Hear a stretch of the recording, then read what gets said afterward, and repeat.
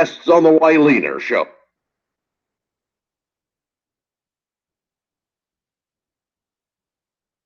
The views and opinions of the guests on the Wyleaner Show are those of the guests and are not necessarily the views and opinions of the hostess Wyleaner and or her co-host.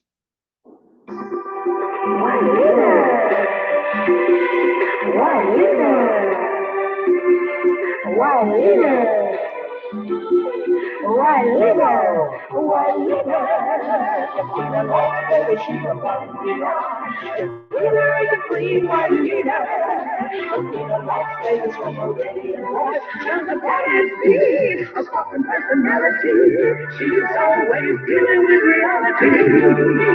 With love, she embodies songs of the heart. She knows that who you love will make you grow. Come on and find out what you need to know. Running is the unknown. Whether ever meets the road. I'm not saying the Wyleaner Show.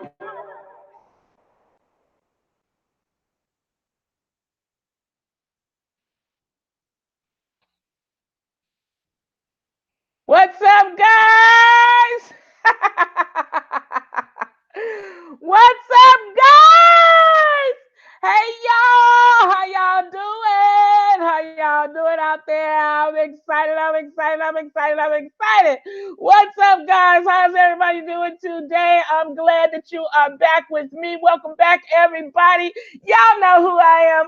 I'm Wyleaner, the Las Vegas Queen of Gospel. And y'all know what show this is. This is the Wyleaner Show, and this is where the rubber meets the road. And I want to welcome everybody back, all of my fans, Facebook, Twitter listeners, viewers, speakers, Spreaker, YouTube viewers, everybody who is watching out there on WyleanerTVShow.com. Thank you so much for tuning in once again to the Wyleaner Show. And you know I have to give you that second disclaimer. This is a very serious, this is a hard-hitting show. You may want to think long and hard to see if you can cope with the information that is about to be released here on this show. Just keep in mind, everyone, this is to educate you. The Wyleaner Show makes the rubber meet the road, and that means that I bring it. And some of you may not be able to deal with nor accept the information. And just keep in mind, though, it is your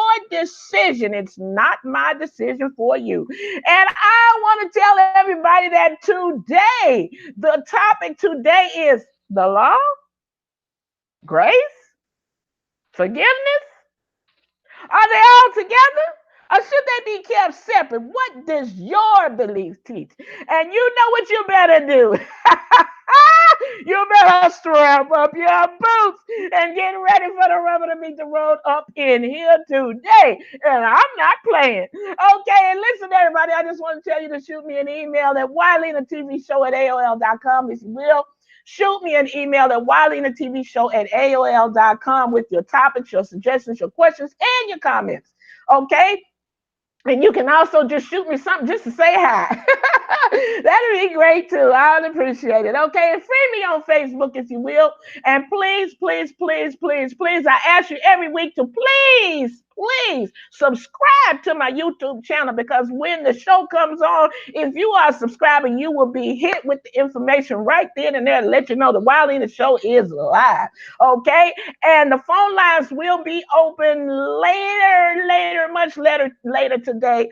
I hope. I'm not gonna promise you that we're gonna open up the phone lines. It just depends on how much information we got out there. Okay, if not, we'll have to catch you next week. Okay, but anyway, if the phone lines open up, the number is 702-850-5580. That's 702-850-5580. And when you call in, you will need to mute your speakers and ask your question and hang up and take your answer off the air. Okay? And I always tell everybody, don't ask me any questions because I don't have no answers. And don't be rude when you call in. We have a right to agree to disagree here on the Wyleaner Show. There's no problem with that. You can tell my guests that you think they're wrong. Prove it.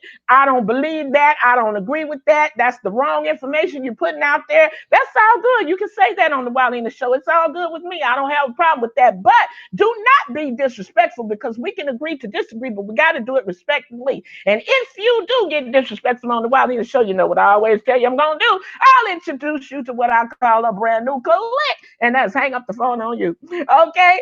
And so anyway, I just want to make sure that oh, and also don't leave a message, okay? If you try to call in and you can't get through, just hang up, wait a couple minutes, and try to call back again, okay? Don't leave a message, because if you do, it's just going to go to voicemail, and I'm not checking messages while I'm on the air. Your message may be checked, and you might get to we might bring it out next week or something, but other than that, you know, just try not to leave any messages. Just hang up and call back again. Keep trying till you get through, okay?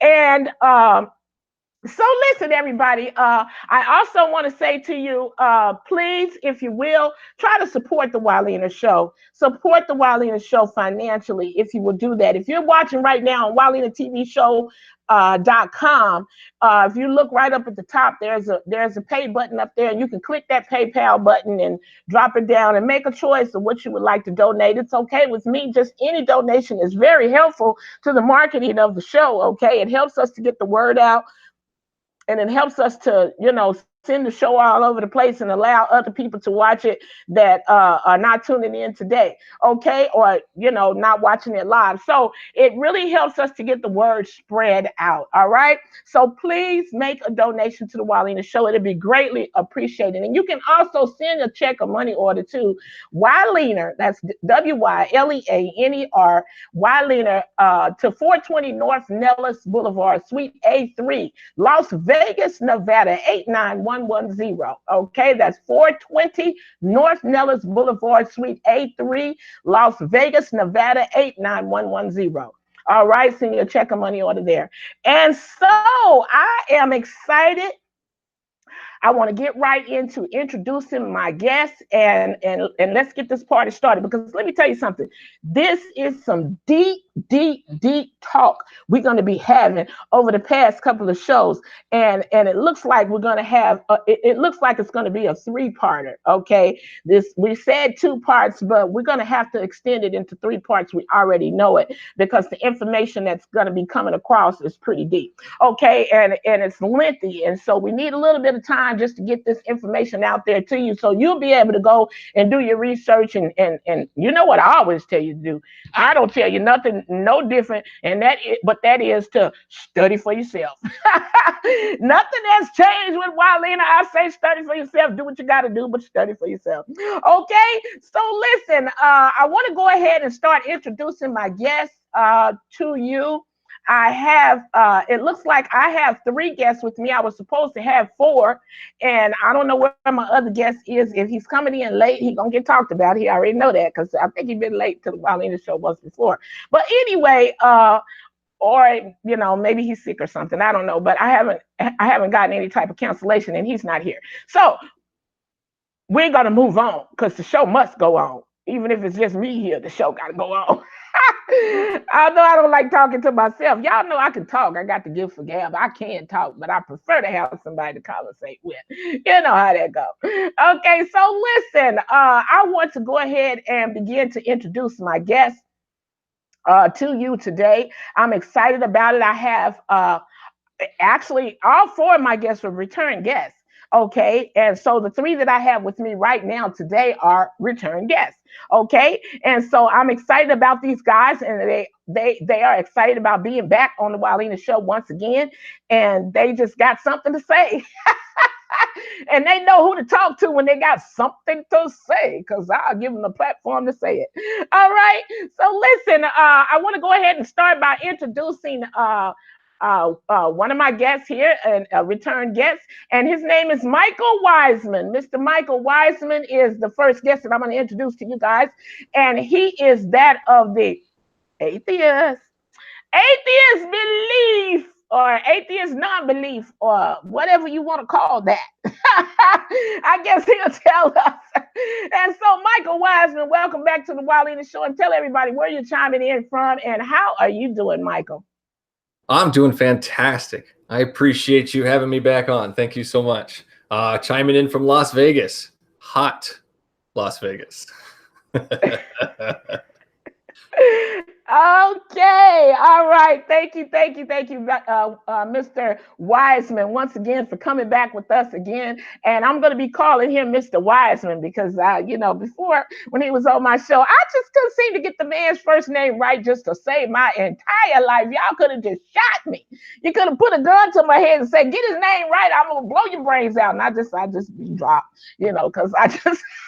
For some reason, I could not say. I don't know what that was all about. It's just I kept calling the man Matthew for some reason. Couldn't get Michael right.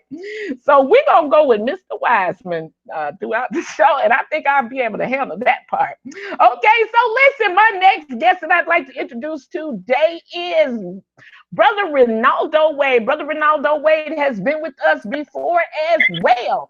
And he is, I'm excited to have Brother Renaldo Wade back again. And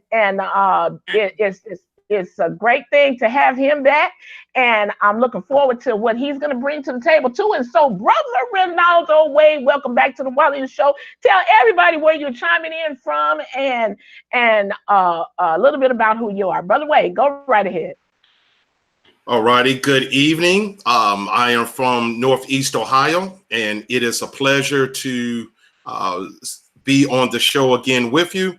I'm very excited about the topic, and I'm just also excited for the other guests that are here with us as well. So I'm ready to get the show on the road. All righty, wonderful, and welcome back, Brother Wade. Thank you so much for chiming back in with us once again from Ohio. Okay, and my next guest that I would like to introduce to you, or reintroduce to you, is a former guest as well. This is not his first rodeo with the Wiley Show either, and we're going to be talking to Pastor DELWYN Campbell. Pastor DELWYN Campbell is he got to tell us where. Oh, I know where he's from. He's from where Michael Jackson. That's how I remember where he's located. I always say Michael Jackson. That's where Michael Jackson used to live. Okay, so I want to welcome back to the show, and it's been a minute since he's been on with me, and I'm excited to have him back. And this is Pastor DELWYN Campbell, and Pastor DELWYN Campbell is that of the Lutheran belief. Pastor Campbell, how are you doing today? Welcome back. Thank you, and thanks for inviting me back. Things are going well here in Gary, Indiana. It's been 18 months. I think when I was last here, we had just come out here, so an opportunity to have 2 winters here. We've survived and thrived, and God has opened some great doors, and we've got a lot of supporters that are helping us stay out here and do the work that we're doing in Mission Field, Gary, Indiana. And today I'm happy to come on and talk about the law of God. And next week, I guess, the gospel of God. And then the third week, we'll tie it all up, right? That is correct. That is correct. Pretty much correct. Okay, and thank you very much, Pastor Campbell, for coming back with me again today. And after having been off from the Wiley Show for a minute, and I'm excited that you're back. Okay, and so then, of course, I have Mr. Latecomer himself, and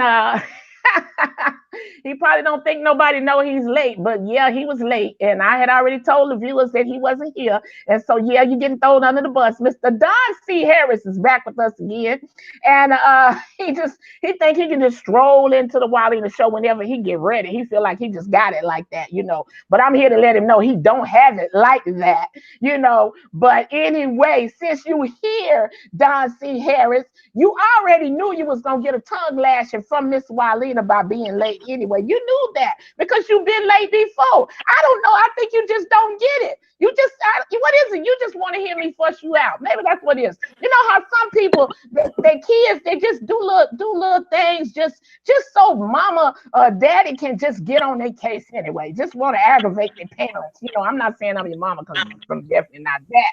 But anyway, I'm the queen of the Wiley Show, and I'm just saying you want the tongue lashing because that's why you was late. But anyway, now that I'm done, I'm going to welcome back to the show Mr. Don C. Harris. Don, how you doing? I know. Go ahead and unmute your mic. How you doing, Don? Unmute your mic.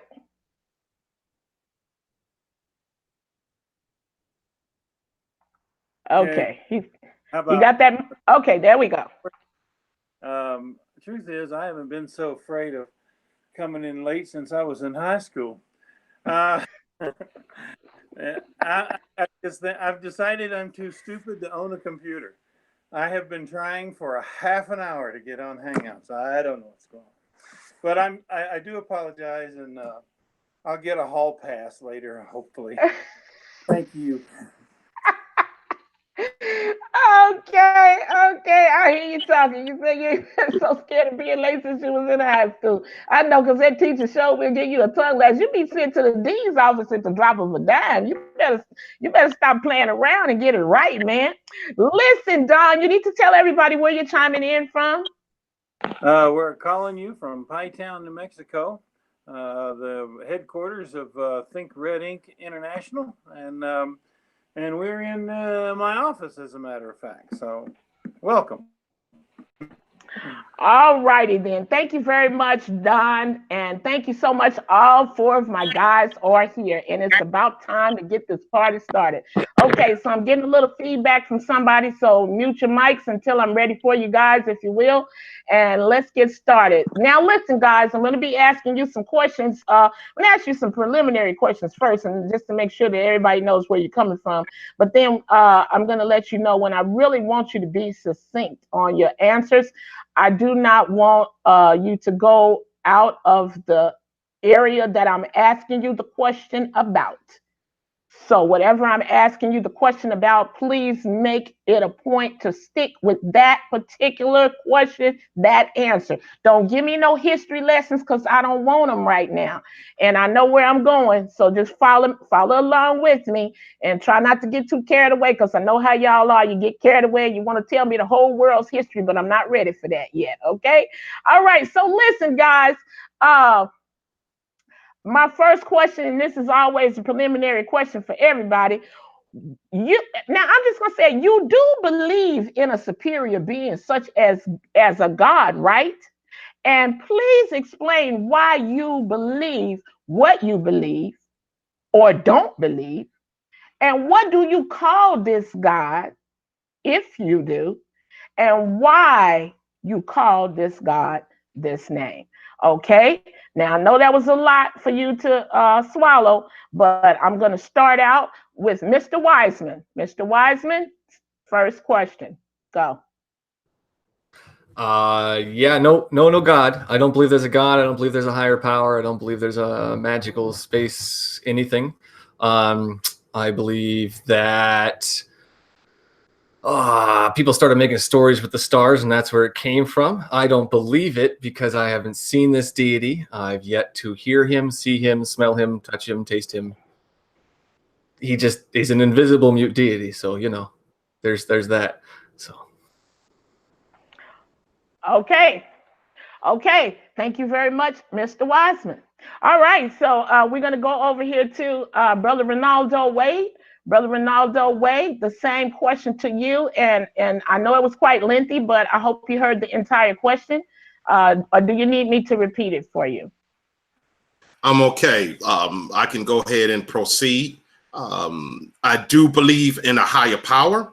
I do, and the reason being is because of the particular Earth life forms that we have on this planet. Who can organize such a thing in which we have 4 seasons, we have trees? No other planet is like that in this universe. And it's just amazing how humans can procreate and have children, the memory that we have, how we are so in sync with human nature and, you know, with life in general, with creation. It has been written on stones of his name. His name has been taken out of the Holy Bible and has been replaced with Lord and God. And his name is Yahuwah. Okay. All right. Thank you. Thank you very much. Thank you very much for that, Brother Renaldo Wade. Okay, so let's go over here. And just so you know, viewers, everybody that's watching out there, Brother Renaldo Wade, just in case if I didn't make it clear, Mr. Wiseman is that of atheists. Brother Renaldo Wade, is that of anti-denominational. Mr. Don C. Harris, is that of anti-denominational. And Pastor DELWYN Campbell, is that of the Lutheran. Okay, so now let's go over here to Don C. Harris and let's see what Don C. has to say about the question that I just asked. I'll go ahead and just repeat it one more time just to be safe. You do believe in a superior being such as a God, right? And please explain why you believe what you believe or don't believe, and what do you call this God, and why do you call this God this particular name? And that is for you, Don C. Harris. Okay, looks like Don is having some technical issues over there. Let's see. Are we working now? Yes. Okay. You can hear me. Yes, now. you're welcome. Okay, go ahead. Yes, I do happen to believe in God. I think it's too general of a term. But yes, absolutely. I don't claim that I have any evidence for him. I don't think there is any such thing as evidence for God. But there's many things that I believe in that I don't have evidence for. I don't demand that I understand. I don't demand that this God present himself to me in any such way. It's pretty much a subjective relationship that I have with him. And but I do admit that it is totally by faith, and it is not based on evidence whatsoever. So I think that happens to be the thing that is missing in a lot of Christian faith. Okay. Thank you, Don C. Thank you for that. And Don, if you can move a little bit to your right, I believe it is, that'll be great. Okay, so now we're going to move over here to Pastor DELWYN Campbell. Pastor DELWYN Campbell, the same question goes to you. Do you believe in, well, I'm just going to say you do believe in a superior being such as God, right? And please explain why you believe or don't believe. And then, of course, tell us what is the name that you use for this God and why. Go right ahead. Okay, I believe in God, the Father Almighty, heaven and earth. What that means, I believe that God has created me together with all that exists. He's given me. He still preserves my body and soul, my eyes, my ears, all limbs and senses, my reason, and all mental faculties. And in addition, God daily and abundantly provides shoes and clothing, food and drink, house and home, my spouse, my children, my pet dog out there, and everything along with all the necessities and nourishment for this body and life. He protects me against all danger. He shields and preserves me against all evil. And all this he does out of pure, fatherly, and divine goodness and mercy, without any merit or worthiness of mine at all. Okay. All right. Thank you very much. So I have my information from each one of you guys. Okay. So my next question to you is, do you presently or did you previously believe in a denomination of some type? And if so, what is the name of this belief and why are you no longer with this belief? Okay. We'll go back to Mr. Wiseman. Mr. Wiseman. I used to be a Christian, a hardcore evangelical, holy roller, all that fun stuff. But then I picked up the Bible and actually read the stories that I was being taught and that I believed were true. And there is so many things in there that does not make any sense. So when I started asking questions, nobody had the answers. And then after a while, you just realize that the religion doesn't make any sense and you move on. Okay. Thank you for that, Mr. Wiseman. Let's go to Brother Renaldo Wade. Brother Wade, same question. Did you come from something? And if so, why are you no longer a part of that denominational belief, Brother Wade? I was also in Christianity. I went through Church of God in Christ, which is known as Kojic, as well as the Baptist Church and Pentecostal. And the reason why I left is because the stories that they were telling behind the pulpit, the teachings were unsound doctrine. There was a theologian system that they used to try to brainwash the congregation. And that's why I left. After much study and research, I came to the conclusion that this quote unquote, that this religion was nothing but control. And so I left. Okay, thank you very much, Brother Wade. Same question. Let's go to Pastor Campbell this time. Same question, Pastor Campbell. Sure. When I was I guess a young teenager, I was really into astrology, that sort of stuff.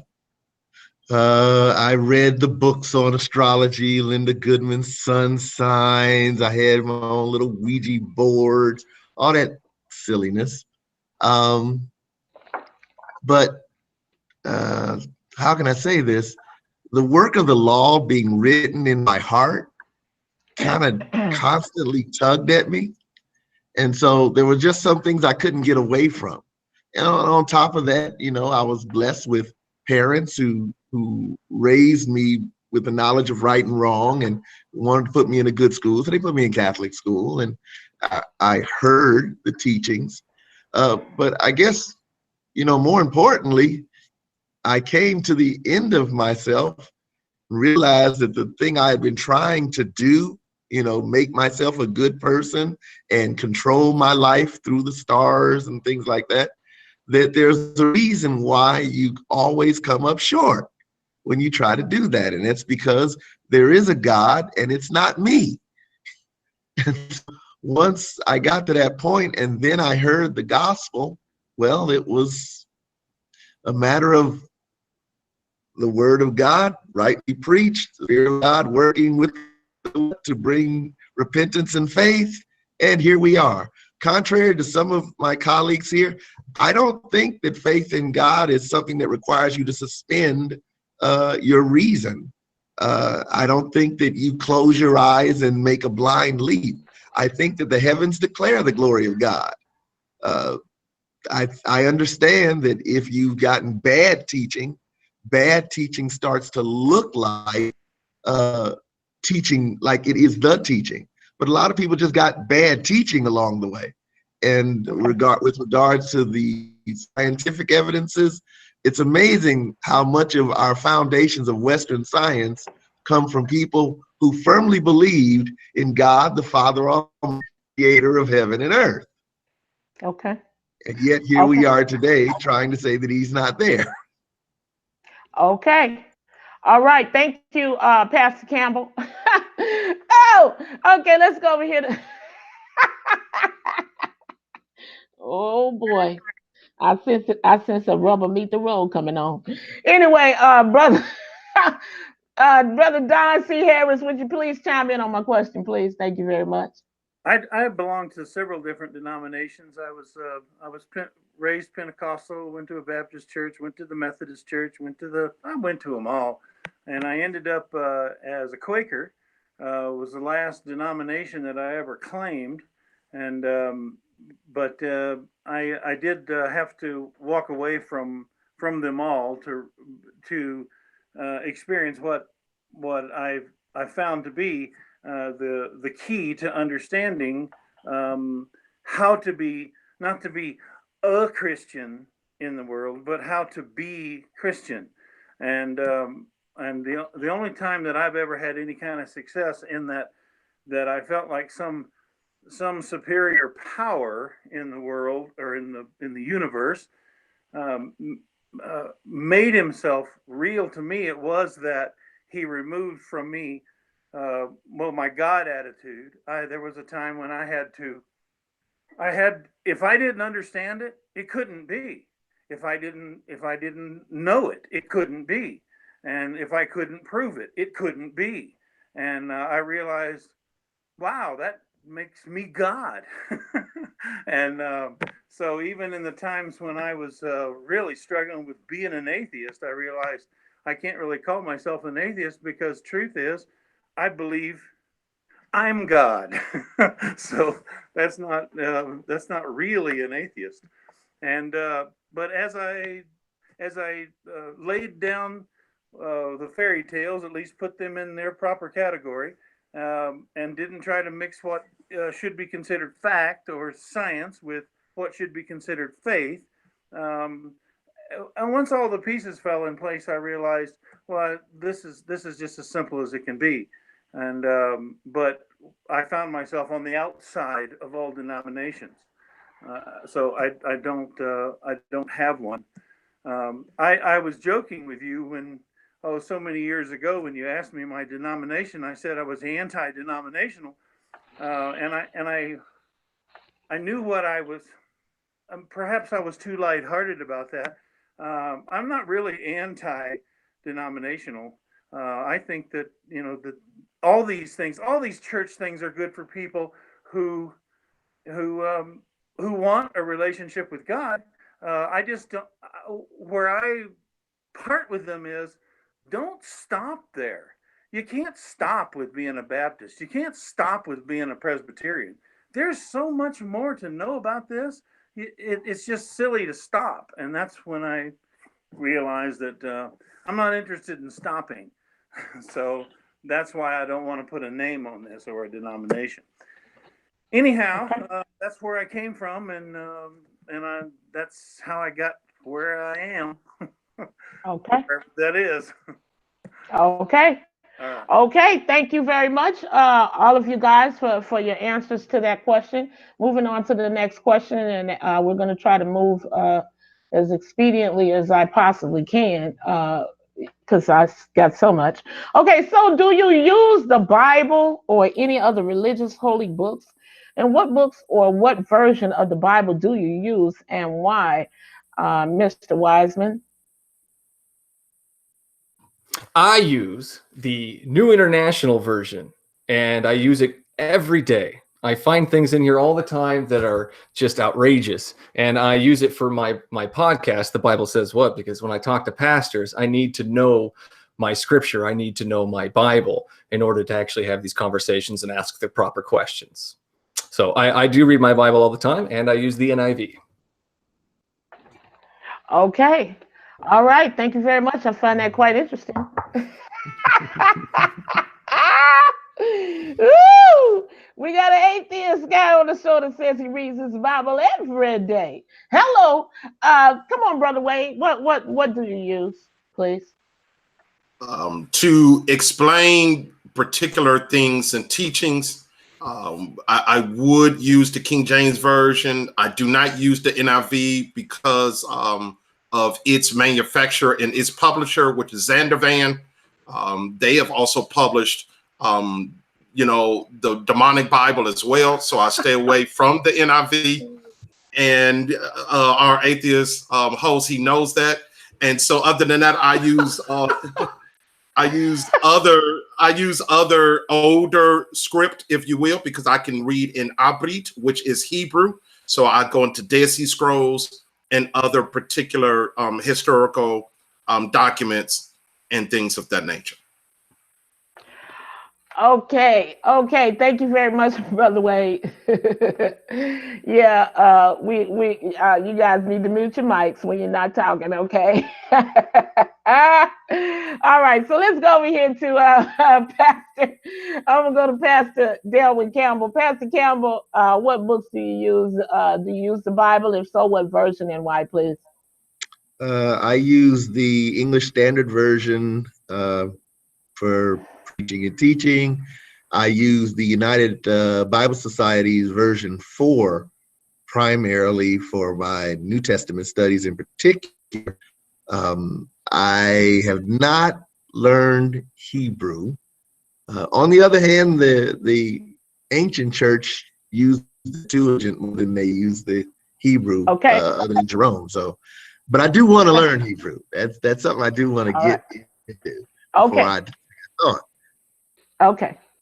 All right. So thank you. I know which Bible you use. Okay. So Don C., what Bible do you use? If you use the Bible, what version and why? Thank you. I don't have any particular favorite. I grew up with King James. King James is the one with which I am most familiar, I'd have to say.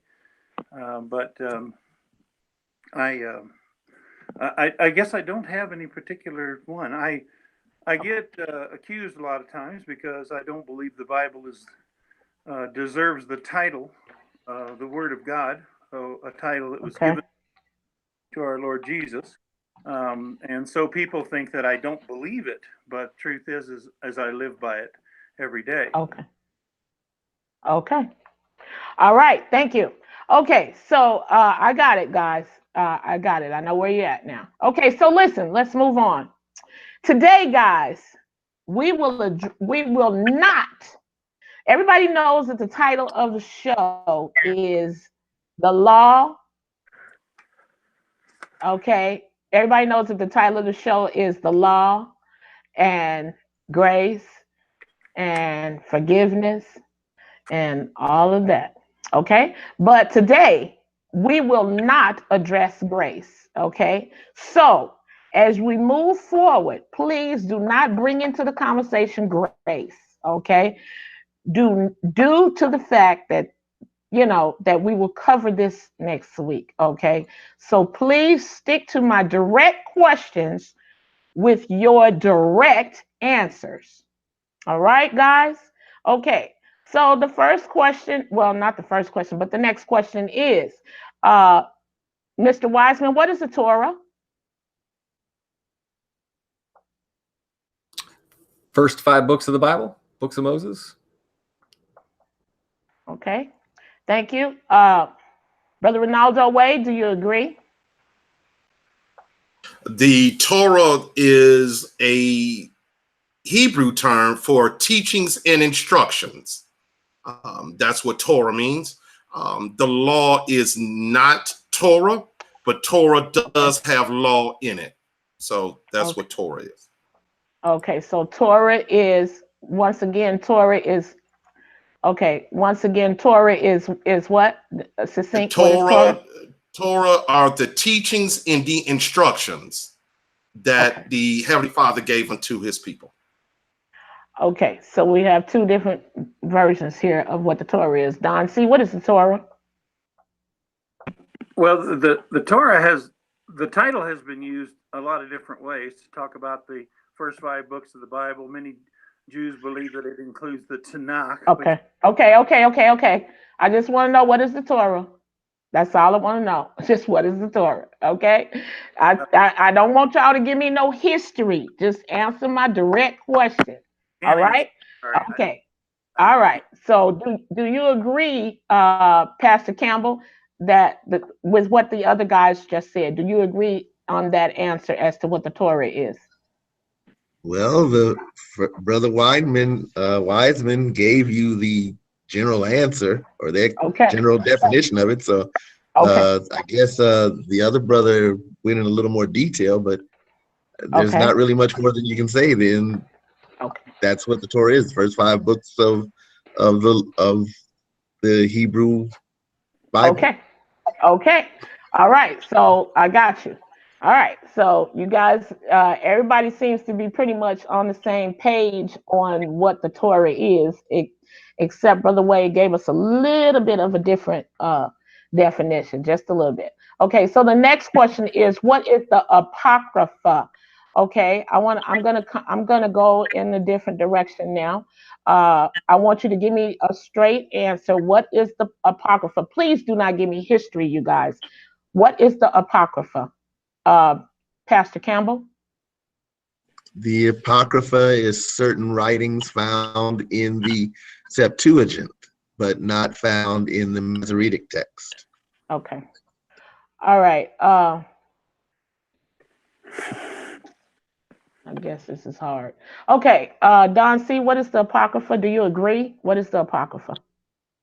It's commonly applied to the 14 books that were removed from our Bible by the American Bible Society.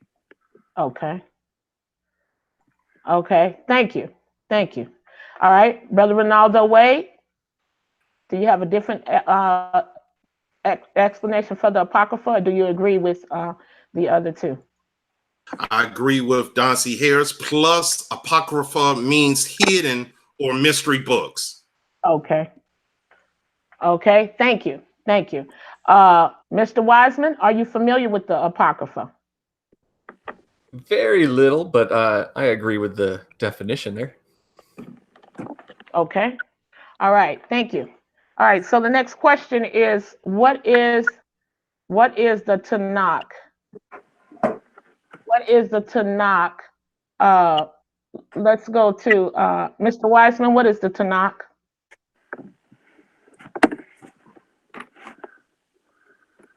Mr. Wiseman?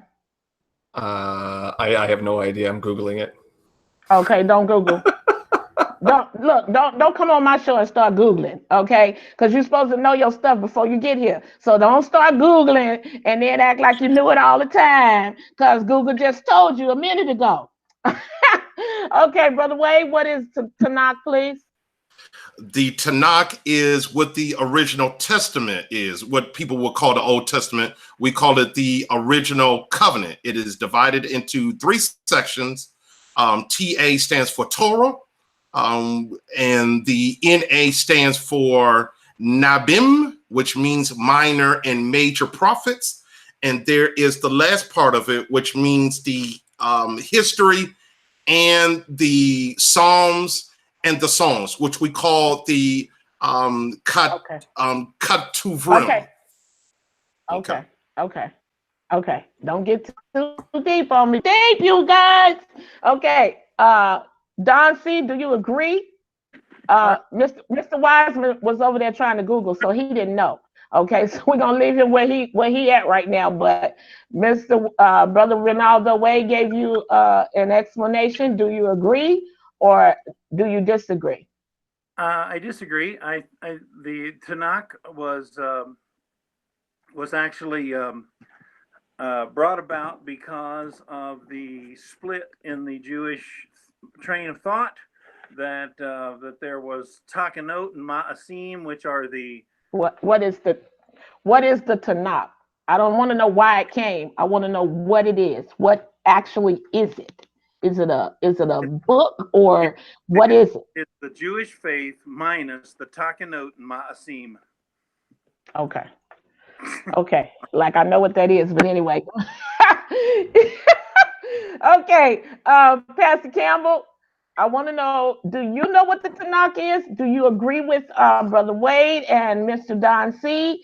Or do you have a different explanation for the Tanakh? Or do you not know what the Tanakh is? Please do not give me history. I just want to know, what is the Tanakh? The Tanakh is basically first letters of the 3 parts of the Hebrew scriptures: the law, the prophets, and the writings. The 3 letters TNC or TNK. Okay. When you put it together, you pronounce it Tanakh. Okay. All right. So basically what you're saying is you agree with Brother Wade, okay? Because that's what Brother Wade said. All right. Okay. And Don said something else. And he lost me. Anyway, y'all know what I always said: a rubber meets the road on the Waleeda Show. Okay, so I want to know, what is the Pentateuch? And if I'm not pronouncing it correctly, then so be it. But what is the Pentateuch? Mr. Wiseman, what is the Pentateuch? If you don't know, simply say you don't know. Okay, where's Mr. Wiseman? Oh, there he is. I'm right here. Yeah, no, I can't Google that fast. Okay. I'm not the only one Googling. I'm just letting you know. Okay. Someone's reading the screen. You don't know what they're doing over there. You don't have no idea. But see, you said it, so that's why you got thrown under the bus. Okay. All right. Brother Wade, Pentateuch. The Pentateuch is just the Jewish terminology for Torah. That's all that is. It's a okay. Jewish term. Okay. Thank you very much. Okay, Pastor Campbell, do you agree with Pentateuch? No, actually, Pentateuch is not a Hebrew term; it's a Greek term. It's the Greek term for the first 5 books, or what you earlier alluded to when you asked about what is the Torah. Okay, so let me go back here. All right, thank you. Let's go over here to Don C. Don C, what do you say the Pentateuch is? Our last guest there was correct. It's a Greek term. The word penta is 5. It is the first 5 books of the Bible. It's just another name for what some people call Torah or the law. Okay. Thank you. Okay. So it looks like you guys sort of disagree with Brother Wade. I'm not sure there. It seems like that's what we got here. Okay. What is the Masoretic text? And I'm going to Mr. Wiseman, what is the Masoretic text, please? That is an excellent question, and I do not have the answer for that.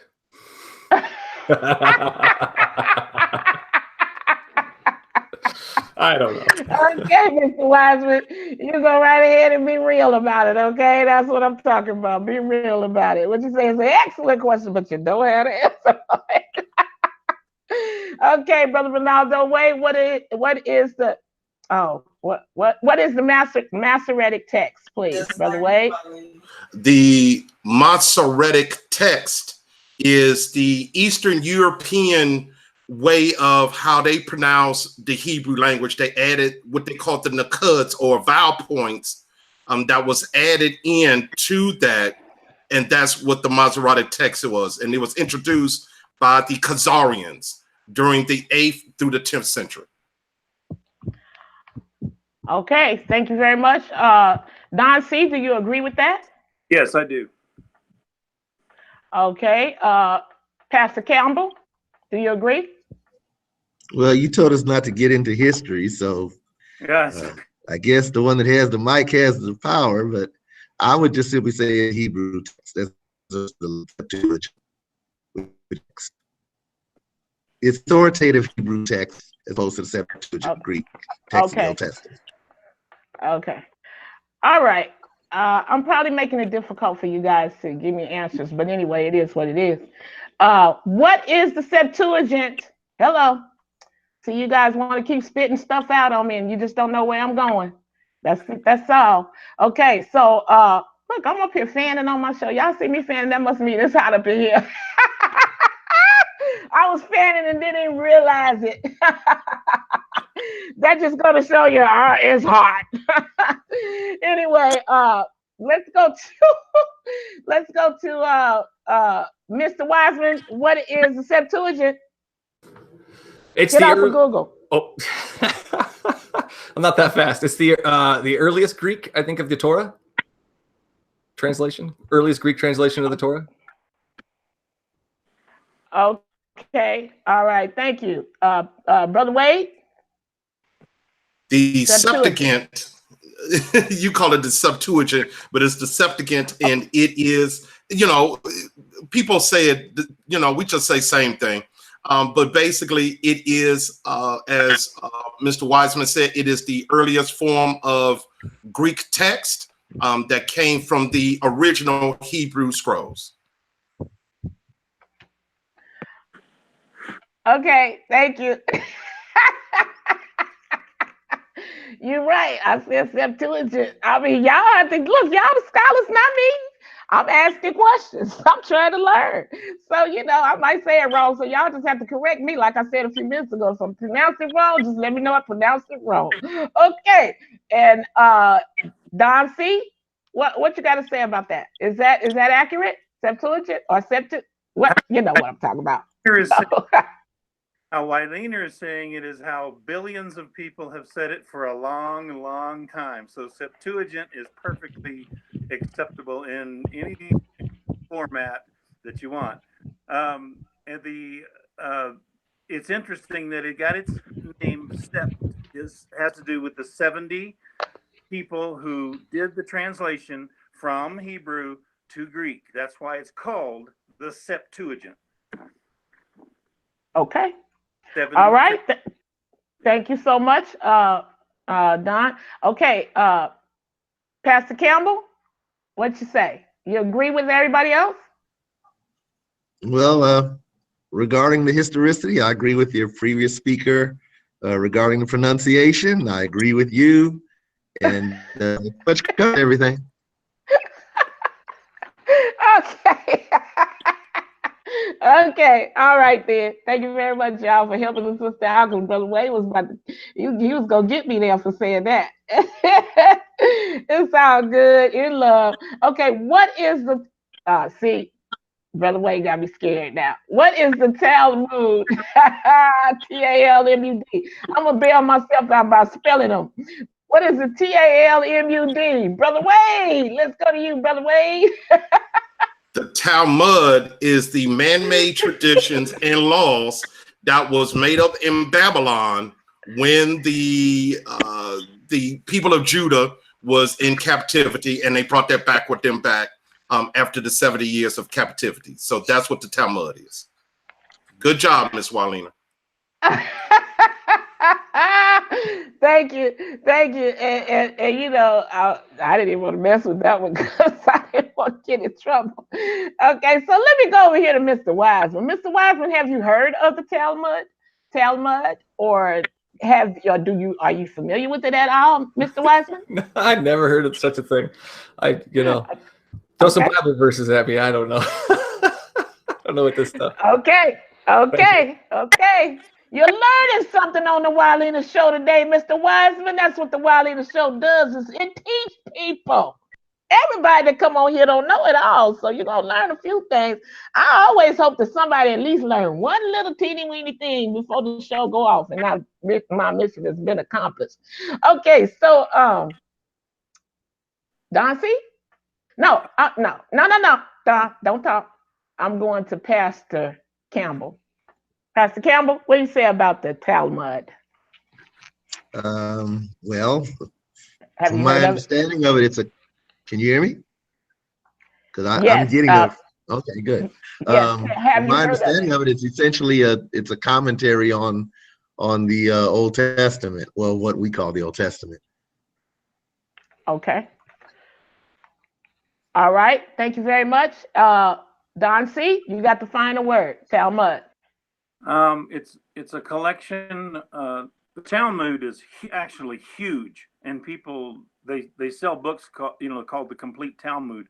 But this room I'm in wouldn't contain the books. It's arguments between Pharisees and Sadducees and Bible scholars, doctors of the law that have kind of dissected the law of God, and in perhaps with good intention, but for the most part, it just teaches men how to sin and get along with God. Anyway, it teaches how to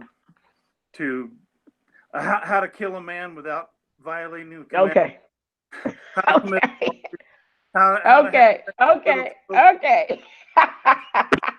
Okay, Don. Okay. All right. I got you. Okay. So listen, everybody, we're moving on. What does the word, thanks guys, all four of you, thanks. Okay. What does the word gematria?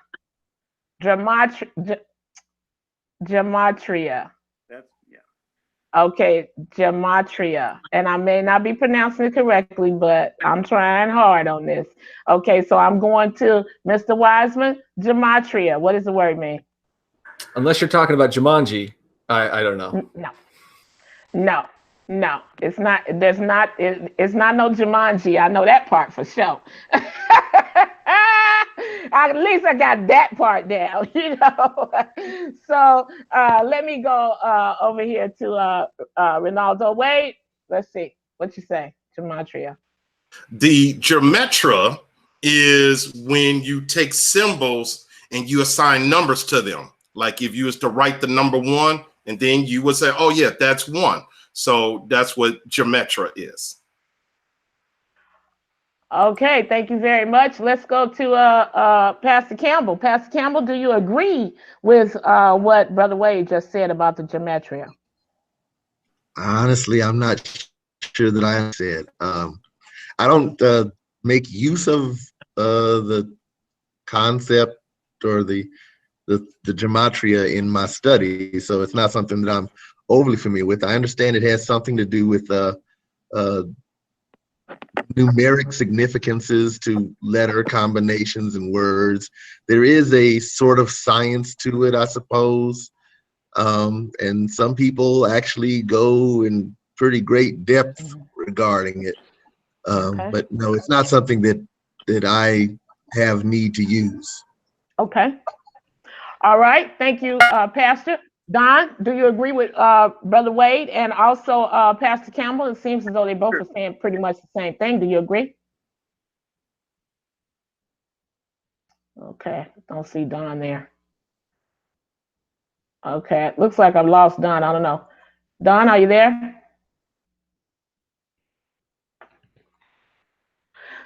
Okay. He's not there. I don't see him. So, I mean, I see. No. Okay.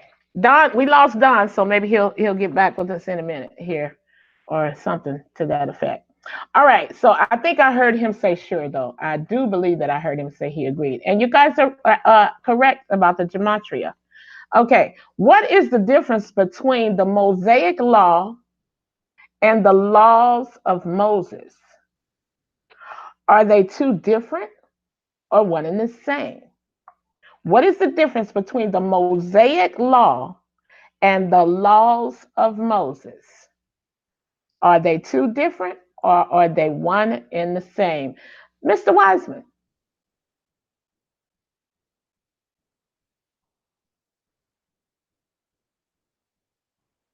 The Moses, the law, the Mosaic law is the Mosaic law that God gave to Moses, I believe. And the Moses law, is that what the second one you said, was yeah, no, I don't know. Okay. All right. Thank you very much for that, Mr. Wiseman. Okay, let's go to Brother Wade. Brother Wade? Yeah, we've lost Don C, but I'm sure he'll get back in with us in just a minute. Okay, Brother Ronaldo Wade, what is the difference between the Mosaic law and the laws of Moses? Is it one and the same, or is it two different things? It is one and the same. Okay. Thank you very much. Pastor Campbell, do you agree with that or do you disagree? Yeah, that's fine. How much longer are we going to go through this vocabulary test? I'm curious. Well, as long as I see fit to do so, Pastor Campbell. It's my show, you know, so if I want to give y'all vocabulary, that's what it's going to be today. So just chill and just enjoy what you're learning because you're learning something here, I believe, I think. Okay, so please just simply give me a number only. I only want a number, guys. I know you might be tempted to go through the motions and say blah, blah, blah, blah, blah, blah, blah. But please give me a number. How many laws are there in the Mosaic law? 10, 611, or 613, or something different? Mr. Wiseman, are you up on that? 611 and 613 both sound right. So I'm going to go with 613. Okay. Pastor Campbell, how many laws are there? Just only give me a number, either 10, 611, or 613, or a different number. Well, there's 10 commandments, 600 and I believe 13 statutes, ordinances, and commands. Either of those numbers would work good in a conversation. Okay, that don't sound too good. But anyway, let me go over here and see what Ronaldo Wade has to say. I'm looking for one number. So now you guys, okay, so Brother Ronaldo Wade, what's your answer? You can't always. What's your answer, Brother Ronaldo Wade? Okay, we're talking about how many. Repeat the question because it sounds like it's a trick question, but I'm gonna roll with it. Go ahead with the question. I want to hear this. Okay. Okay. Please just simply give me a number only. How many laws are there in the Mosaic law? 10, 611, 613, or is there a different number? It's a different number. It is a different number. I can't give you the number, but it is different. It's a different number. Okay, so it's not 613 and it's not 10, and it's not 611. That's what you're telling me. Is that correct, Brother Wade? That is correct, ma'am, because it also contains judgments, ordinances that goes along with, and that's what makes up the 613. It's commandments, judgments, and ordinances, which we call right rulings. Okay. All right. So the number, those three numbers that I gave you guys. So what it looks like you're disagreeing. Well, Mr. Wiseman said he was going with 613, and Pastor Campbell said either or, and Brother Wade, you're saying it's more than 613. Is that what I'm getting from you guys? From you, Brother Wade? Did I understand you correctly?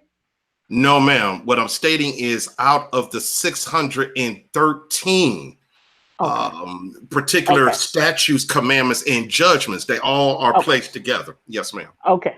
Okay. So then the number that I gave you, 613, that we can go with that.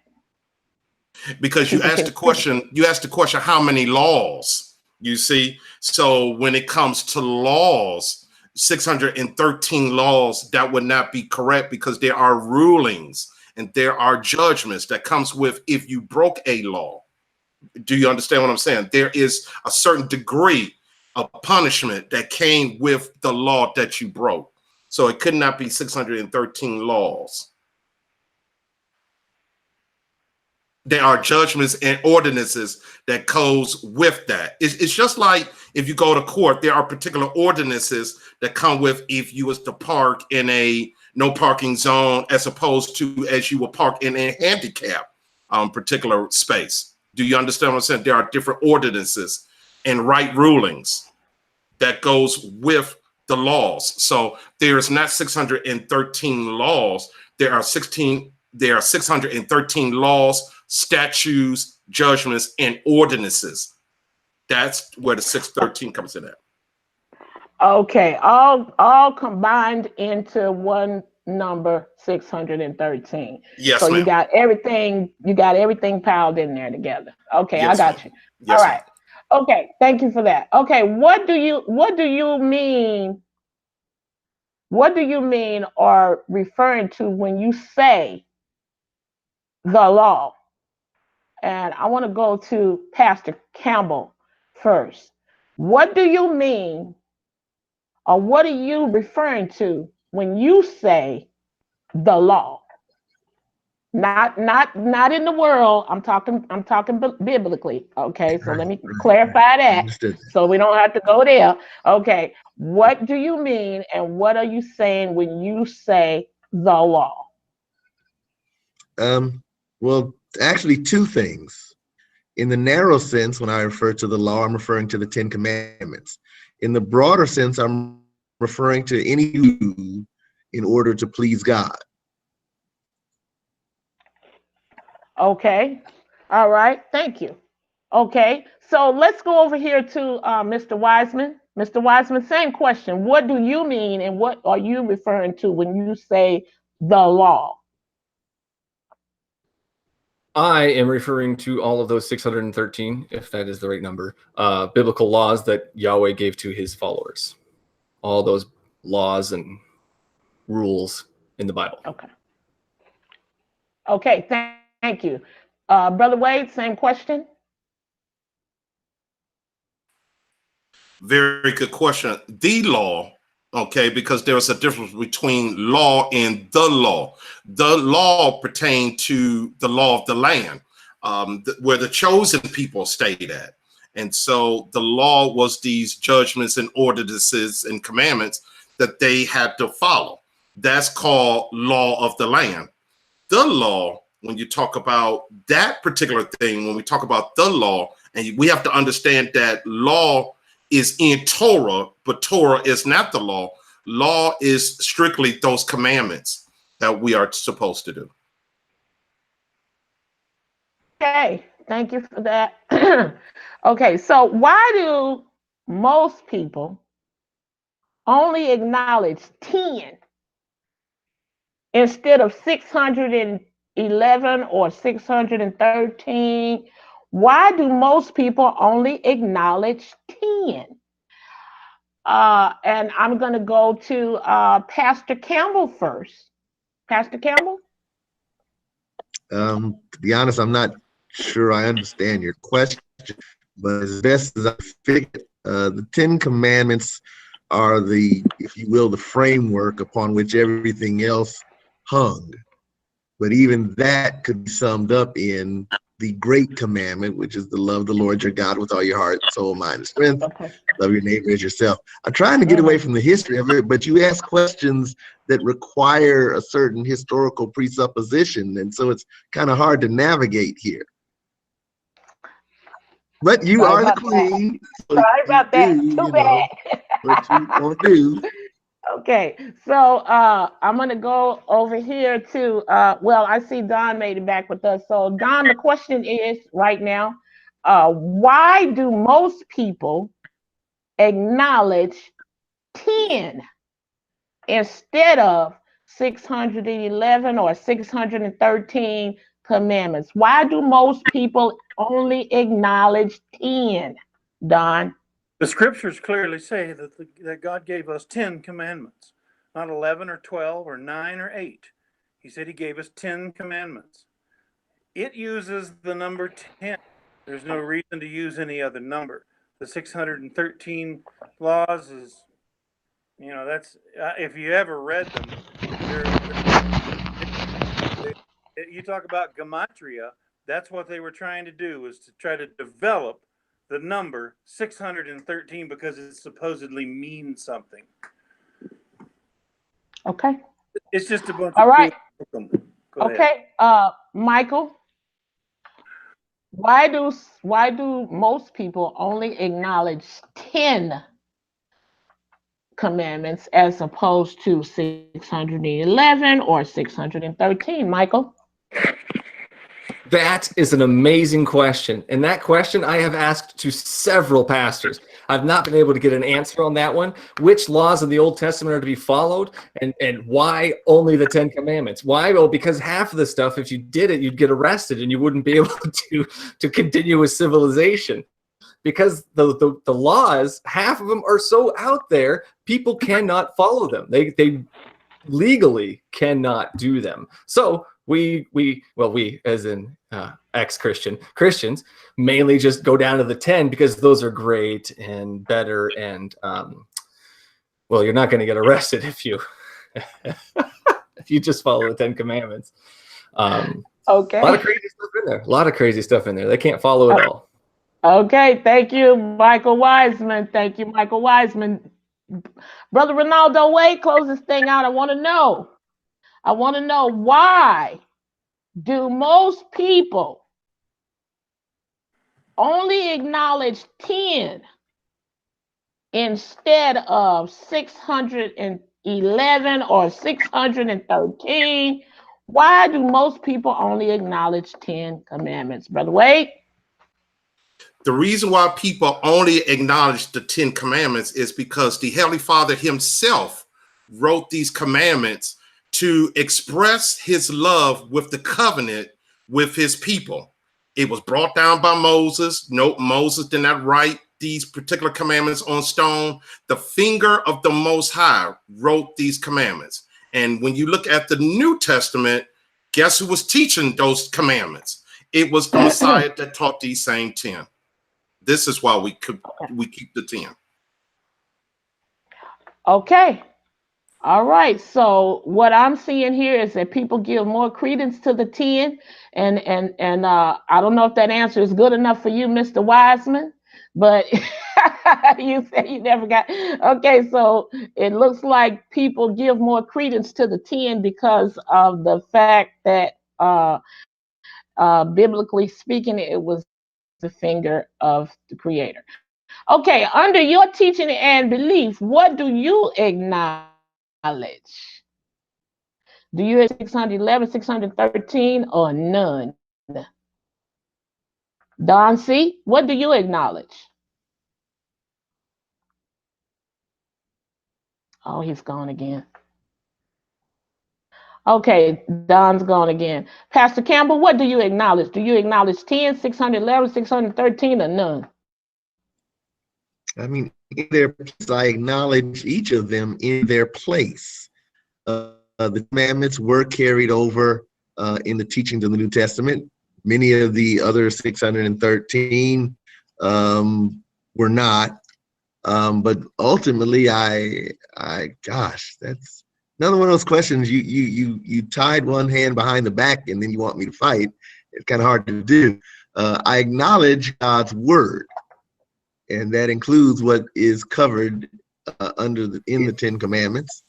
It also covers the word that we're not allowed to say today, and so we'll get into that next time. Okay, so I don't know. I asked you if you acknowledge 10 commandments, or do you acknowledge 611, or do you acknowledge 613, or do you acknowledge definition, none? there are 10 commandments. So I By need you to definition, there are answer me. 10 Wait a commandments. minute. Hello. You cannot talk at the same time that I'm talking. Okay, you have to wait for me to finish talking and then you talk. Okay, all right. So when what I'm asking you is, the question is, do you acknowledge 10 commandments in your teaching and your belief, or do you acknowledge you're teaching, because you are a pastor, so when you're teaching and you're doing what you do at your worship service and all that, do you teach your people to honor 10 commandments? Do you teach them to honor 611 commandments, or do you teach them to honor 613 commandments?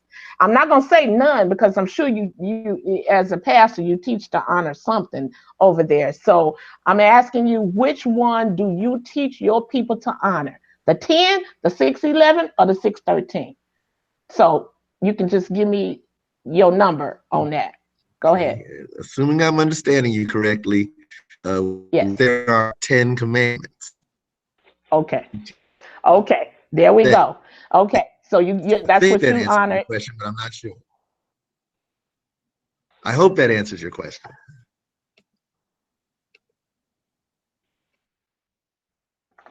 Okay. Yeah. Okay. All right. So Mr. Wiseman, you don't get to answer that question because you're atheist. So you don't honor any of those commandments anyway. Okay. You want to say something, but go ahead. What do you want to say? I do like what Jesus said. I like Jesus' second commandment, his commandment in Mark 21, I believe it is. 12. Okay. No, Mark 12. He says, love your neighbor as yourself. Okay. But I'm not asking you that right now. So we'll get that later. Okay. Oh, it's different. All right. Okay. So let's I don't think I got Wade, and Don left me and came back, so I don't know if I even got him or not. Okay, so Wade, do you teach your followers to honor 10 commandments, or do you teach your followers to honor 613? Because we came up with the number of 613. It really wasn't 611. So do you teach your followers to honor which of the sets? 613 or 10, Brother Wade? I teach my congregation to do the law of the covenant, which are the 10 commandments. Okay, thank you very much. Okay, so Don C., I know you don't have a church, but you still are a teacher. So do you teach? I hope he's with me. Yeah. Do you teach to honor the 10 commandments, or do you teach to honor 613? Go.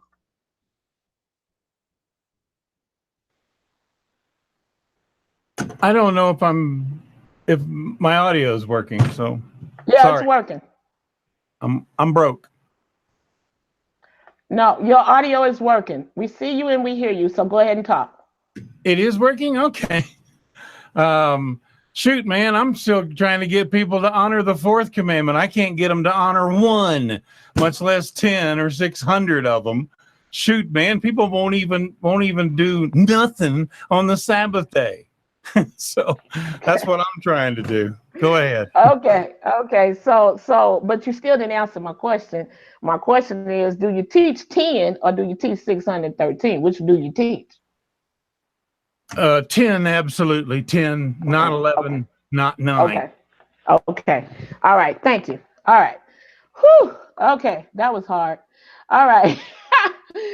Does this law or which law requires animal sacrifices?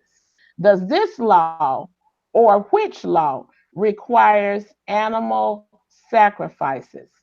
And let's go to Pastor Campbell. Which law or does this law require animal sacrifices, Pastor Campbell? Which law requires animal sacrifices? Well, like none of the 10. Okay. Okay. Thank you. Don C.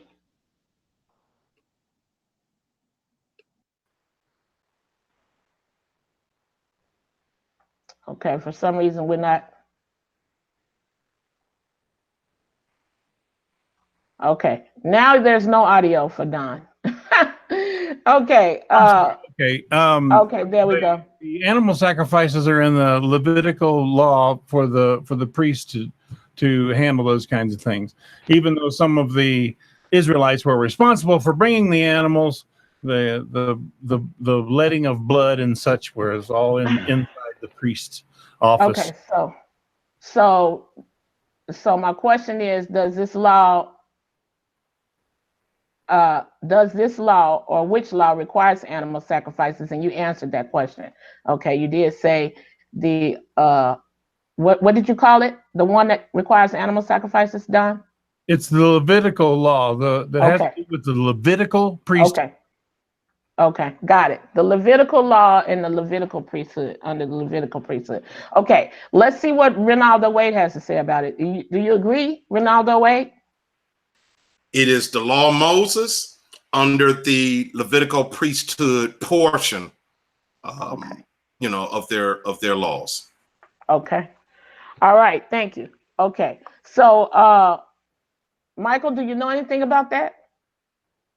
I know a few things about it, a little more detail. Two things I can name off the top of my head that require sacrifices in that Levitical law is giving birth to both a male and female child, either or, and having your monthly cycle. You have to kill things.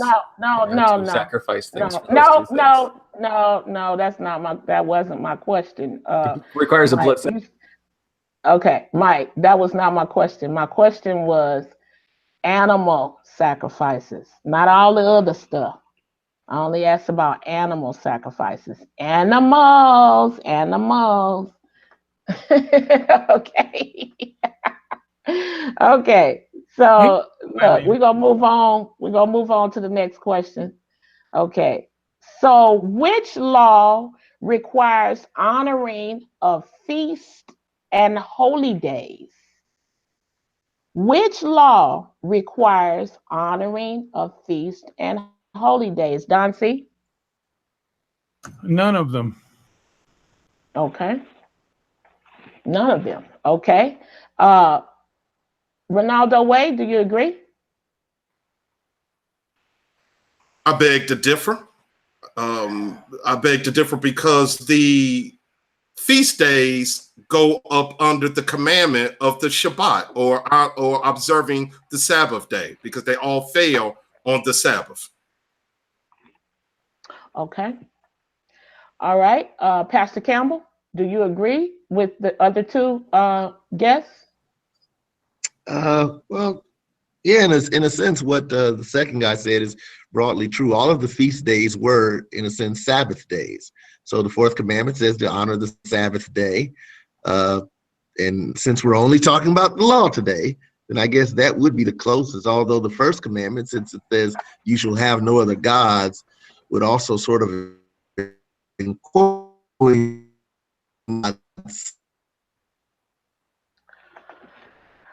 Okay, we lost Pastor Campbell's audio. Everybody's seem to be having kind of technical stuff going on here. Okay, we lost Pastor Campbell's audio, and so moving on to Michael, Mr. Wiseman. Yes, I agree. It's probably the Sabbath thing, but I just wanted to say that all of those other laws required animal sacrifice as well. The ones that I mentioned. Okay. They required animal. Okay. All right. Thank you. Okay, no problem. Got you. All right. So moving forward. Okay, many say that we are not under the law. Therefore, we no longer have to abide by the law. If you say this, do you mean that you can steal, kill, commit adultery, not honor the Sabbath, covet, and have other gods, etc.? Or do you mean that you don't have to make, or do you mean you don't have to make animal sacrifices and keep feast days, etc.? Now that's a deep question, and I really don't want you guys to tell me why you don't. I just want you to tell me, answer the question. Many say that we are not under the law. Therefore, we no longer have to abide by the law. And if you say this, my question to you is, do you mean that you can steal, kill, commit adultery, not honor the Sabbath, covet, and not have other gods, etc.? Or do you mean that you don't have to make animal sacrifices and keep feast days, etc.? So I'm going to go to Brother Wade first, and let's see what you have to say about this, Brother Wade, and then I'm going to go to Don C next. Looks like we've lost Pastor Campbell. Brother Wade? Being under this renewed covenant, through the Mashiach, or people like to say the Messiah, we are still supposed to keep the law of the covenant. As I explained earlier, the law of the covenant are the 10 commandments. We do not have to keep the animal sacrifices because the Mashiach, or the Messiah, is the lamb. He is the Passover lamb. You see, so we have to keep the commandments, but not those sacrifices. Okay. So in other words, you're saying that you do have to abide, so you're not one of those people. All right. So because my question is, many say that we are not under the law, therefore you no longer have to abide by the law. But you're saying that you are under the law. Brother Wade, you're saying that you do feel that you are still under the law of the covenant, if I understood you correctly.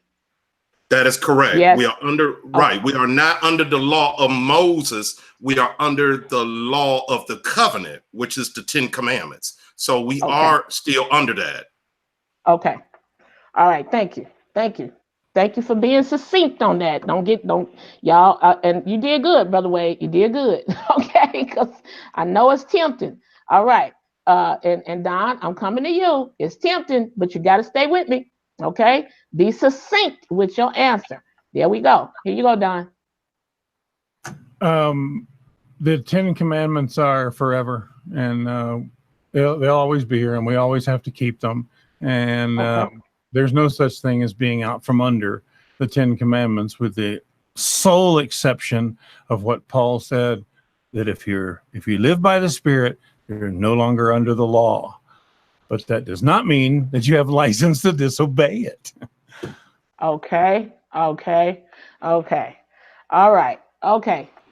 Michael Wiseman, and then I'm going to have Pastor Campbell last on this one. Michael Wiseman, what do you have to say about what I'm discussing here? Even though I'm gonna let you. Chime in on it. Go ahead. I don't believe that I have to keep any of those biblical laws, 613, 10, any of them. I think they're all ridiculous. And because I don't do that, yes, I can still steal, kill, and commit, what is the other one? Adultery and covet and, all those other things. I can do that, but I choose not to. I choose to live my life as do less harm to other people. I don't need a book of 10 commandments. I don't need a book of rules given by God or Yahweh. I don't need that. I'm just going to do less harm to people. Okay. So Pastor Campbell, I'm gonna come to you in just a second, but let me just ask Mr. Wiseman this question. Mr. Wiseman, so you feel that you can live in a lawless land, a completely lawless land, No rules, no regulations, no laws, no nothing. You can live that way. No, And that's not. and you feel like everybody else can as well. Go. No, that's not what I mean at all. I just mean no biblical laws. We can have laws of the land and whatnot, but I don't need any of those biblical laws. Worship me, don't sacrifice to other gods, stuff like that. I don't need any of that. Okay. All right. Well, you said you can kill and you can steal if you want to, if you choose to, but if you don't, but let me finish. If you don't choose to, then you won't do it. But you said that if you chose to, you could. So that would mean that you would be breaking this law of this land that you're talking about, because if I remember correctly, you're not supposed to murder. Right. That's one, and not steal either, for that matter. Now, there's others that I guess is not part of the law of the land, but you want to elaborate on that real quick, and then I'm moving on to Pastor Campbell. You got it. Yeah, I'm not afraid of what Yahweh's going to do to me. I can still kill and destroy and steal and all that stuff, but I do have to suffer the consequences of the laws of the land, the state, the country that I live in. Of course. Okay, thank you for that. Pastor Campbell, I'm going to allow you to elaborate on my question as well, please, if you will. Okay, well, I believe that there are 3 uses of the law.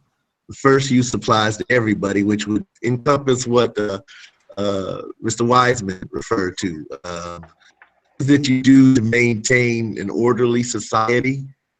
Now, those might not involve the first 2 commandments or first 3 commandments per se, or you could even go as far as the first 4. Although I think the Sabbath rest would still apply, because you still need to take time off to rest, or else you'll wear yourself out. But the second use of the law is more theological in intent, and the third use of the law applies essentially to Christians and how we treat others. But so as regards the first use of the law, yeah, I would still say people ought to do right by their neighbor, because they have chaos. And while it's true, there are some people who would argue that, hey, what's wrong with that? The anarchists would say, structure is imposed upon us by outside forces, and why we submit to it. But most people like structure and order, so they would at least go along with, the portion of the law that pertains to how you treat your neighbor.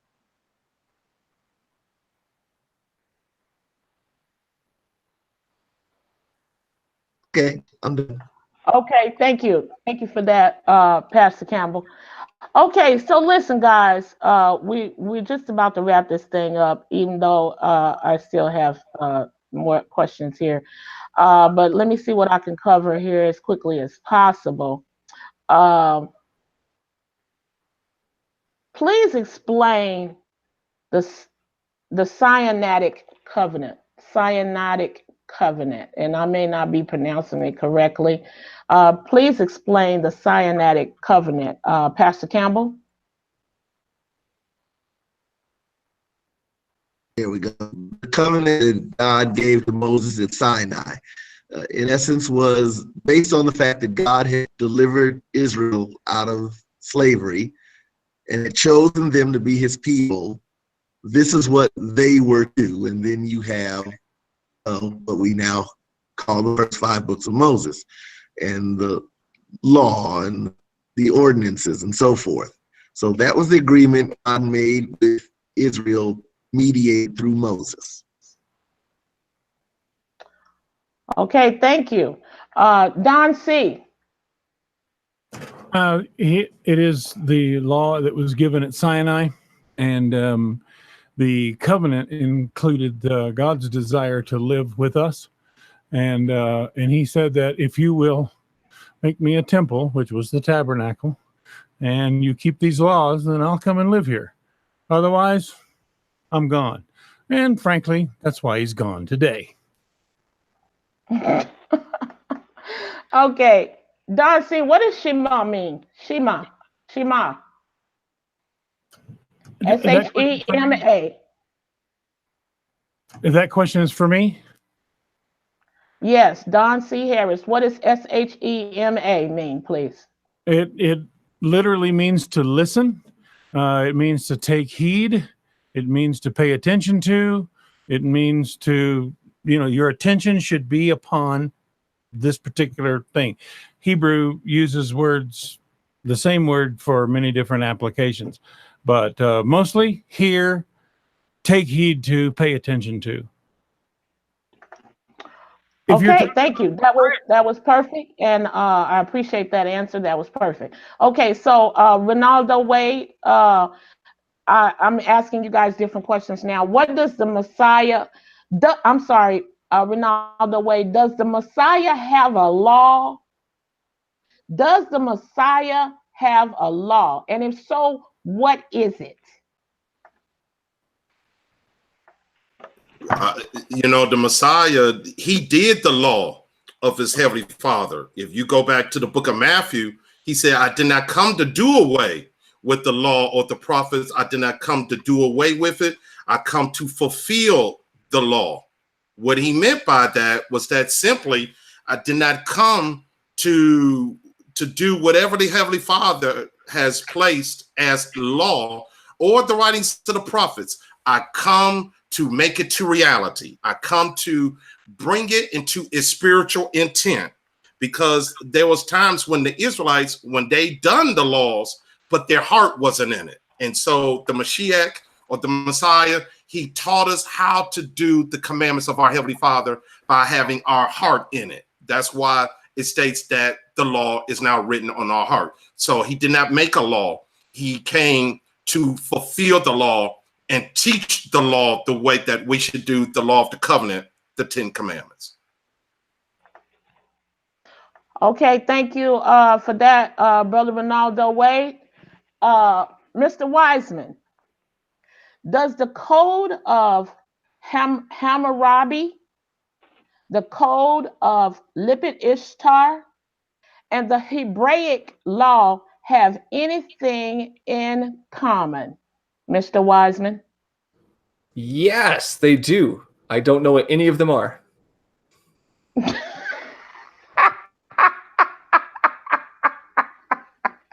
You know what, Mr. Wiseman? I'm going to tell you this before we go off the air.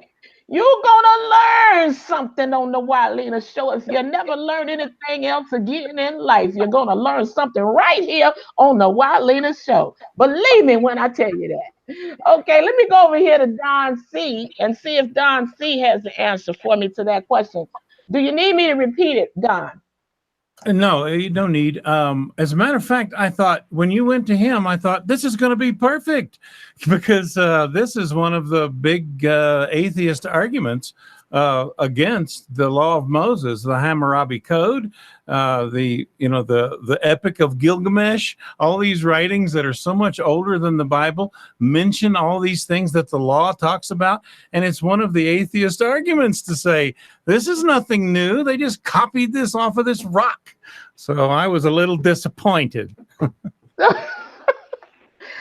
Okay, let me go over here to Pastor Campbell. Pastor Campbell, are you familiar with what I just mentioned?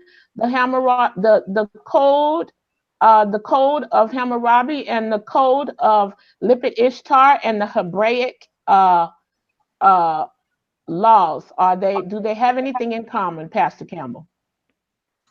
I'm sure they do have some points of contact, particularly in terms of the commandments relating to how you treat your neighbor, because the Bible speaks of the law that's the work of the law written in your hearts.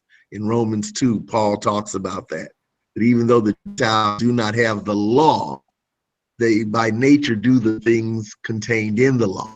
They show the work of the law written in their hearts. So the idea that King Hammurabi's code would have points of contact with the Hebrew law would surprise me, or any other law code. I mean, if you look at cultures, you're not going to find any culture that says you shall murder, or you shall lie, or you shall steal. It just goes contrary to the first use of the law in Lutheran terms. Okay. Okay, thank you very much, Pastor. Okay, let's let's go over here to Renaldo Wade. I want you to answer that question, and Brother Wade, I'm going to give you one more right behind it, so go for it. Answer that, please. Number one, I'm going to roll what Pastor Campbell said, so we can make that very short. I'm going to roll with that as well. And people have to understand that as time went on, man-made traditions and man-made rituals was added in with all of this, and a lot of that are being used even today. Oh, okay. So what you guys are you telling me that because I still don't necessarily know if I understood if they have something in common. Are all three of these in common? Does the code of Hammurabi and the code of Lipit Ishtar and the Hebraic law, they all have something in common? Am I correct? Yes. Brother Wade, is that what you're saying? Yes? Yes, ma'am. Okay. Okay. All right. Thank you. Okay. So listen, Brother Wade, please explain the mitvah. MITVAH. Please explain the mitvah. The mitvah, very easy. That is the Hebrew word for command or commandments. So that's what the mitvah is. The mitvot is plural for commandments. Okay. Do you agree, Don? I'm wondering about the term you are not saying mikvah as in immersion in baptism. Is that correct? No, I'm saying MITV as in Victor, AH. Okay. Then it would that would be correct, essentially correct what Ronaldo said. Okay, great. All right. So I have two agreeing on that. So let's move to this. Some say, and this is the last question for the day, you guys. Some say the Mosaic law was not meant to be permanent. They say not only does the New Testament book of Hebrews make clear that it was temporary, but the Old Testament itself promises a new covenant in Jeremiah and Ezekiel. Should we completely ignore the Torah, the first 5 books of the Old Testament where the law is found, as hopelessly irrelevant for people today? If you say yes, why? If you say no, why not? And I'm going to start out with Don C. The law was given its perpetuity by the Son of God, our Lord Jesus Christ. He said that this law will never pass away. There is no need for it to pass away. I have never understood how Christians or church people, God's people, whatever you want to call them, I have never understood why they're trying to get rid of a rule that says don't kill each other. These people must be insane. Why would you want to get rid of this law? I'll tell you, the truth is that if they had erased the 4th commandment, everybody would be happy. If they took the 4th commandment about keeping the Sabbath day and replaced it with thou shalt pay thy tithes, then all the Baptist preachers would be in the pulpit in the morning saying, the law has never changed and we're to keep the law today. But there's no money in Sabbath, so we'll just dispense with the entire law over one commandment that they have trouble with. Okay. Listen, I'm gonna allow Pastor Campbell, and in this order, Pastor Campbell, this is your last time to talk for this particular show. So say what you got to say, answer my question, and say what you got to say. And from you, I will go to Michael Wiseman. And Michael Wiseman, say what you got to say. And that will be it for today's show. And then Renaldo Wade, say what you got to say. And that will be it for today's show. So here we go. Pastor Campbell. Okay. Again, not using the word that we're not to say today. The old covenant is superseded by the new covenant. As Jesus said at the Last Supper, this is the cup of the new covenant in my blood. Well, the existence of a new covenant indicates that the old covenant is no longer in force. Now, are there things that crossed over from the old covenant to the new covenant? Yes, there are. Are there other things that did not cross over from the old covenant to the new covenant? Yes, there are. But since they both are based in the will of God, there would be points of contact. For example, the old covenant called for animal sacrifices to atone for sins. Well, since the blood of Christ atones for all sin, then there's no more need for animal sacrifices. The blood of bulls and goats are no longer needed. But for example, the Sabbath commandment. Well, the new covenant says today, if you hear his voice, rest. So what was pointed to under the old covenant is fulfilled in the new, and so we live in a perpetual rest in Christ. I'm still not using that word, but I'm only showing that yes, there is a carryover, but at the same time, it's just like, oh, what's a good way to think of it? You got a computer. Every now and again, you get an update. And when you get that update, the old operating system gets taken out, the new operating system comes in. Are you still using Windows from 1995, Windows 5? No, but some things that might have been in Windows 95 that might still be used in Windows, what do we know, Windows 10 or something? Yeah, so I look at it like that. Besides, that's what the Bible says about the new covenant and the old covenant. The new has taken over the old, has eclipsed it, has surpassed it. Okay. All right. So that's your final word for today. And let's go over here to, thank you very much, Pastor Campbell. Thank you very much, Don C. Don C, you said a mouthful, so I'm going to move on past you. Anyway, guys, stick with me till the show is over. Okay, so Mr. Wiseman, answer my question, and you close out with your whatever you want to say at the end of the show here. Go. Thank you so much. As far as the laws in the Old Testament, no, they don't transfer. Well, depending on which Jesus you believe, they do or they don't transfer over. I'd like to know how you know which ones transfer over and which ones don't, because nowhere it says to follow only the 10 commandments or which laws to only follow. Jesus did say in Matthew 5:18 that I tell you the truth, that not until heaven and earth disappear, not the smallest letter, not the least stroke of a pen will by any means disappear from the law until everything is accomplished. And in Revelations 21:1, it says that a heaven and earth will pass away to make room for a new heaven and earth. And that hasn't happened. So the law is still in effect. And since it doesn't tell anybody to follow only the 10 commandments, I want to know why Christians aren't stoning people to death for picking up sticks on the Sabbath day.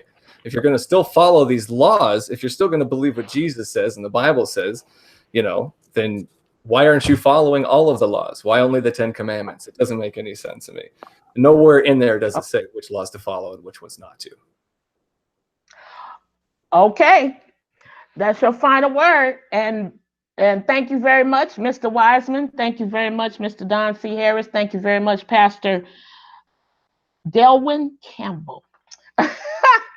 And Brother Renaldo Wade, final word. And you can say whatever. Go, Brother Ray. Are you with me? I'm with you. Going back to Matthew chapter 5, the Messiah, once again, he said, think not that I come to do away with Torah or the writings of the prophets, but I come to fulfill. Now, I did like what Mr. Wiseman said, because he said till heaven and earth pass. away. No jot nor tittle shall in no wise pass from Torah until all is fulfilled. And heaven and earth has not passed away. But we cannot just cherry pick, because the very next verse says, whoever therefore breaks one of these commandments or teach to break them, they are unimportant, or they are the least in the kingdom of heaven. And those who teach and do these commandments, they are very important in the kingdom of heaven. So therefore, it specifically lets us know what we are supposed to be doing, either if they are a Yahudai or bloodline to the tribe of Judah, or those Gentiles who are coming in, being grafted in, you have to do those commandments.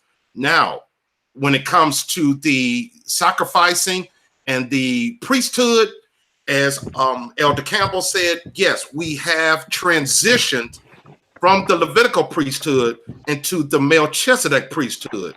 But was the Melchizedek priesthood introduced through Abraham? Absolutely. If you go back to Genesis, you'll read that it talks about the king of Shalom, or the king of Salem, the king of peace. So therefore, when you talk about Melchizedek, the Hebrew terminology, Melech means king, and Sadak means of righteousness. So we are no longer in the particular Mosaic law. We are now in the Melchizedek priesthood, meaning that we are to keep those 10 commandments.